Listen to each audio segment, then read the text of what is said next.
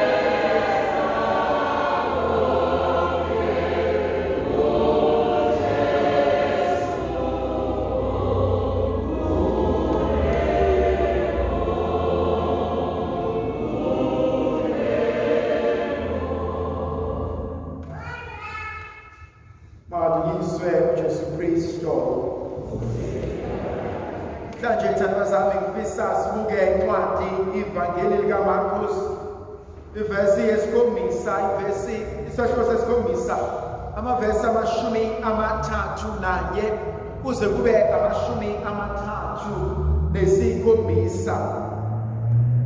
uJesu esephumile ezweni laseThire udlula iSidoni ajabule ulwandle laseGalile azafikelele eDecapolis.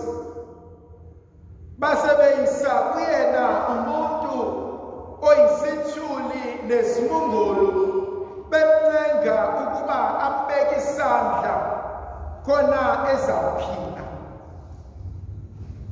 Inkonzo mhlawumbe engifisa uqala ngayo namhlanje uJesu ophuma ezweni laseThire ophuma ezweni laseSidoni endleleni ekuyeni kwakhe khona abantu abamlindile, khona abantu abahleli abazibuza ukuthi ngaze uzofika nini,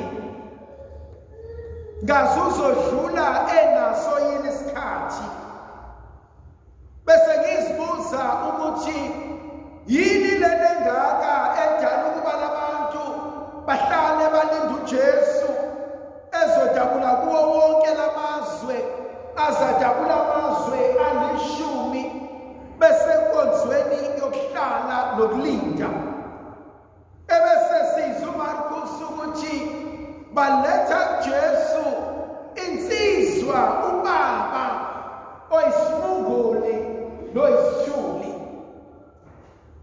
Yangihlupha lenkonzo ngey'gaba ey'ningi ezahlukene. Eyokuqala ngihlushwa ukuthi bangaze balinde isikhathi eside kangaka, kungenzeka yini ukuthi bese bekhathele. Bahleli nenkinga yomuntu engezwa engakwazi ukukhuluma, abazi bazoxhumana kanjani nayo. Ney'nkinga sebedlule kuzona njengomndeni, mhlawumbe ikona baphushayo ukuthi asukumeni siyobheka usizo. Mhlawumbe umbuzo wabo wokuqala ukuthi yini wena lena uJesu mathiwa uyadlula ongafisa uyibika uyena. Yavuka kumina inkonzo kaBhathimeyus kuMark chapter 10.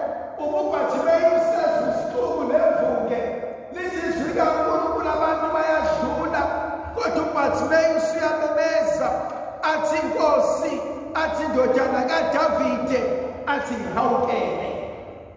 Ngithintwa inkonzo yokuqala ukuhawukela uNkulunkulu ongazile kumina kodwa odlula ngendlela, kodwa ngithi Nkosi mawungangedluli ungangisindisana.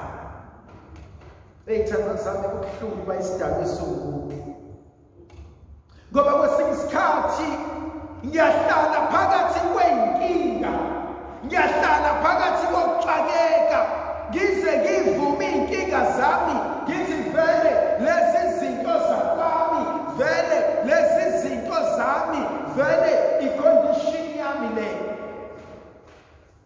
Ngiyayivuma into uNkulunkulu obesangayelapha. Ngiyayivuma into, ngi-accepte ukuthi vele ngizoya emiseni bese ngiyabuya bese ngidila nayo lento. And so iningi lethu siyangena emanzini kodwa siyaphuma singagezanga.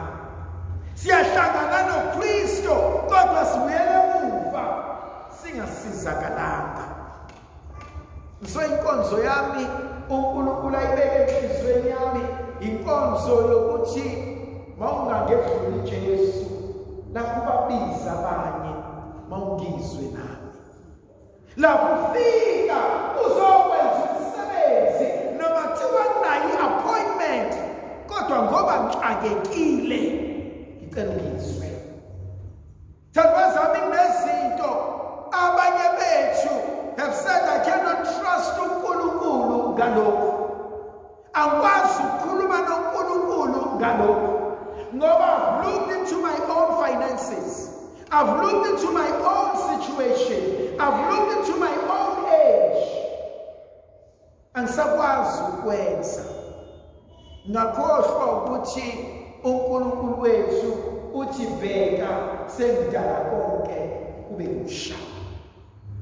Enye into engithintayo ngalensizwa evangelini, bamyisa uJesu wayengayiyeli ngani yena.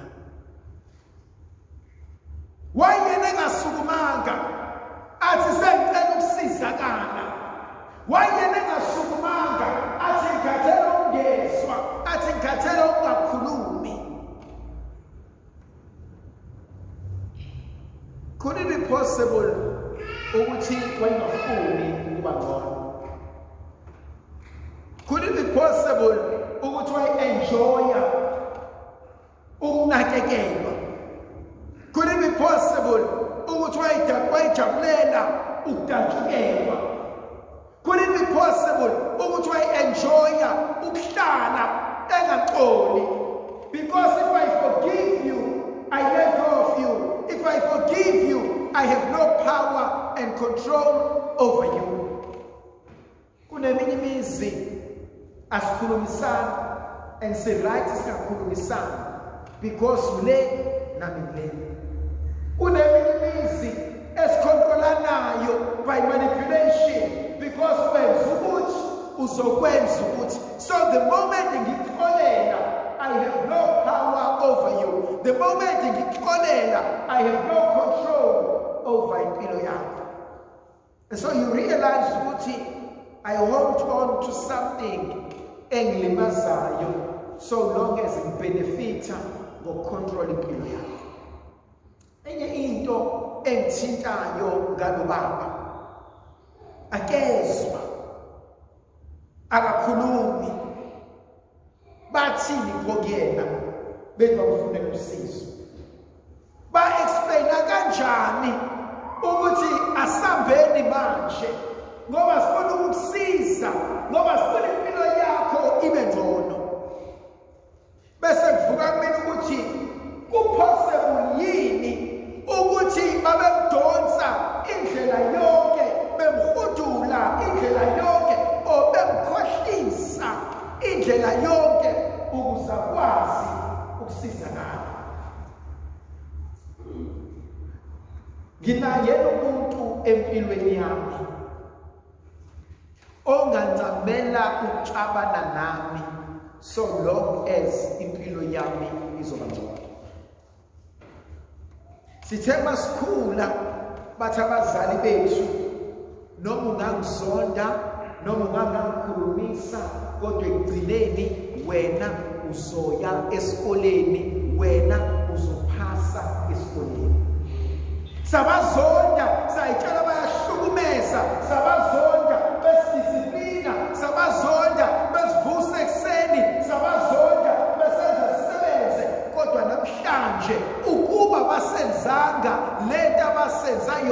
ngabe sigijima emgaqweni. Unaye yini umuntu ongezuncenga ubungani bakho balofuna wena ube ngcono? Unaye umuntu okwazi ukuyikhathaza ngawe, afuna ukubona impilo yakho iguquka, afuna ukubona impilo yakho iba yilento uNkulunkulu ayifisa ibe yona. uJesu uthi angambona lo muntu bamncenge bamnxuse ebese msusa esixukwini ambeke eceleni. Ngithanda inkonzo yokususwa esixukwini. Kwesinye isikhathi uNkulunkulu befuna ukukubusisa, kunabantu azobasusa kuwena, kunezinto azoyisusa kuwena. Nawe isixuku singaba abantu, isixuku singaba umndeni engizalwa nawo, isixuku singaba umsebenzi. Yabona uNkulunkulu bese ufuna ukuyinika isikhathi sami nawe, athi lo msebenzi ngiyawususa wena. Athi labantwana ngiyabasusa wena. Athi labangani ngiyabasusa wena. Athi ngisafuna i-me time nawe. Thandwa zami, uNkulunkulu mesedila nomuntu wakhe umpheka ngehobhi. Athi chilo ovuthwa abantu. Athi uNkulunkulu ngizokubeka nensimbi. Athi ngifuna ukubona ubani ozovuthwa. uNkulunkulu esekutraina, uNkulunkulu esekuprepare, uNkulunkulu esekususa kule level anyise kule level uzokudlule ezinyembezini.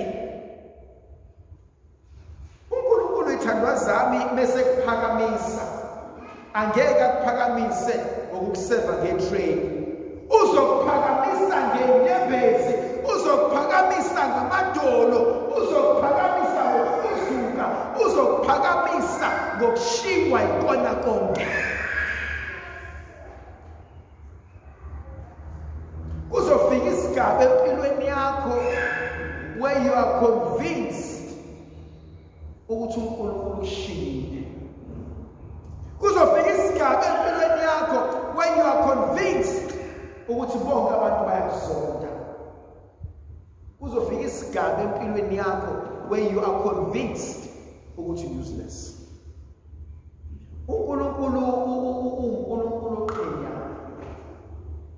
Akafuni uNkulunkulu bese achieve into empilweni yakho ngelinye ilanga umkhoshele athi ngamlekelele. Akafuna ukulekelelwa yithina. uNkulunkulu bezophakamisa, angakwenza ube uNabethoni, ube yilutho, akususe odakeni, atabule, ahlambulule, akuhlanise namakhosi, maqedana ukubusa amakhosi.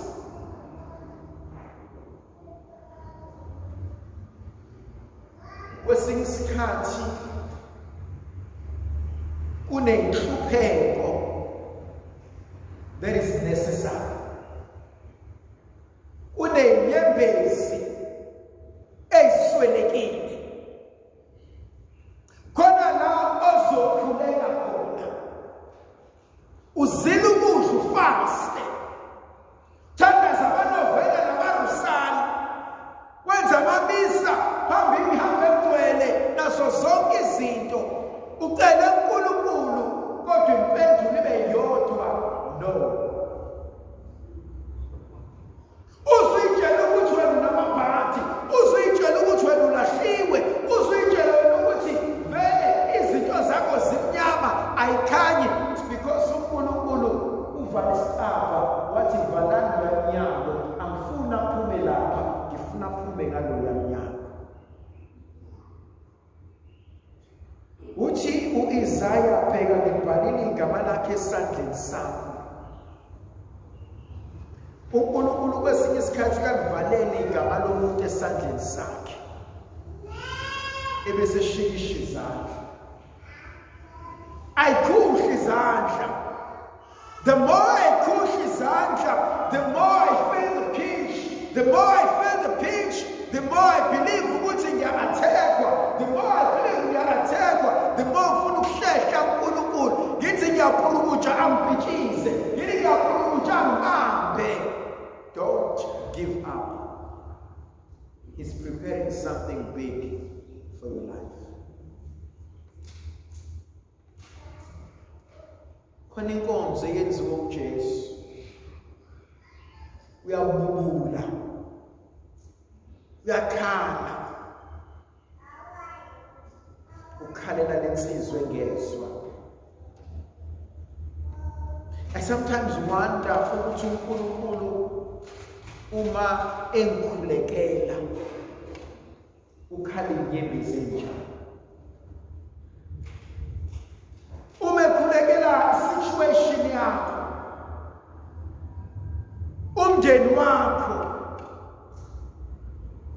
zingaki inyembezi uNkulunkulu ngelinye ilanga othi waze wangikhalisa wesibanibani ngikucelela kuBaba. Kungaki ukububula kubulayo ekubulela ukuthi mina nawe sibe ngcono. Khona izwi lishoyo athi efata athi akuvuleke. But I think in your time translation la ethi maqaqele.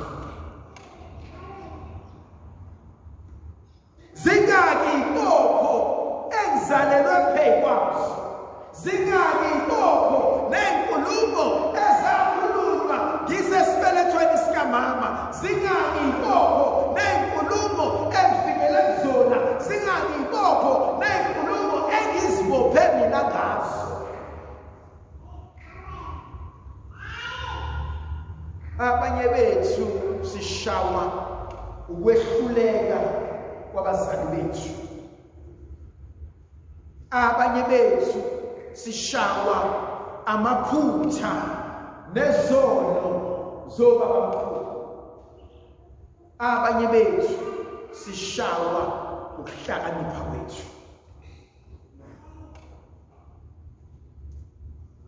And so uNkulunkulu namhlanje uqaqa izinto. Khona omunye umuntu ithi into yakhe silunga. Kube ngathi ushawe nesichitho sentotho viyana. Every time. Seyahlangana. And lowo muntu has come to learn ukuthi I will never be excited until I've got it in the bag. Because Lord has been disappointed way too many times. But ukhuleko uJesu sinika wona namhlanje uthi konke maqhaqa. Ngokukazi izwi libe nathi sibuze sivikele sixosela amandla negrasi elivela kuNkulunkulu somandla uyise nendodana nomoya ogcweleyo. Amen.